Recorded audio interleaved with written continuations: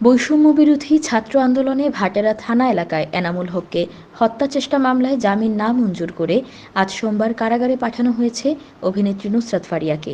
এদিকে জামিন না পেয়ে এজলাসেই কেঁদেছেন ফারিয়া। পাশাপাশি আদালতে গিয়েও মেয়ের দেখা পাননি ফারিয়ার মা। এদিন সকালে তাকে ঢাকার সিএমএম আদালতের হাজতখানায় আনা হয় এবং পরবর্তী সময়ে আদালতে তোলা হয়।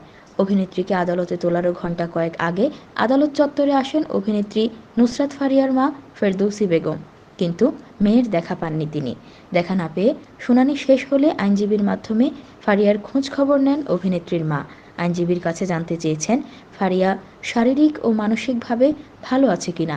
এ সময় গণমাধ্যম কর্মীরা কথা বলতে চাইলেও তাদের সঙ্গে কথা বলতে চাননি তিনি। বিমর্ষ মুখেই আদালত থেকে ফিরে যান। আদালত সূত্রে জানা গেছে, নুসরাত ফারিয়াকে আদালত থেকে জেল হাজতে নেওয়া হয়। সেখানে পানি পান করেন নুসরাত ফারিয়া। পরে তাকে একটি প্রিজন ভ্যানে তোলা হয়। সকাল 11টার দিকে প্রিজন ভ্যানটি ঢাকার সিএমএম আদালত থেকে কাশিমপুর মহিলা কারাগারের উদ্দেশ্যে ছেড়ে যায়।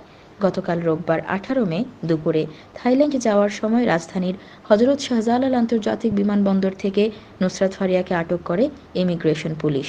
পরে ভাটারা থানা পুলিশের কাছে হস্তান্তর করা হলে ডিএমপির অতিরিক্ত police commissioner crime and operations S N. Mohammad Nazrul Islam জানান, জিজ্ঞাসাবাদ শেষে রাজধানীর ভাটারা থানার একটি মামলায় গ্রেফতার দেখানো হয়েছে নুসরাত ফারিয়াকে। এদিকে ফারিয়াকে গ্রেফতার করায় শিল্পাঙ্গনের অনেকেই বিস্ময় প্রকাশ করেছেন। সামাজিক মাধ্যমেও প্রতিবাদ করছেন অনেকেই।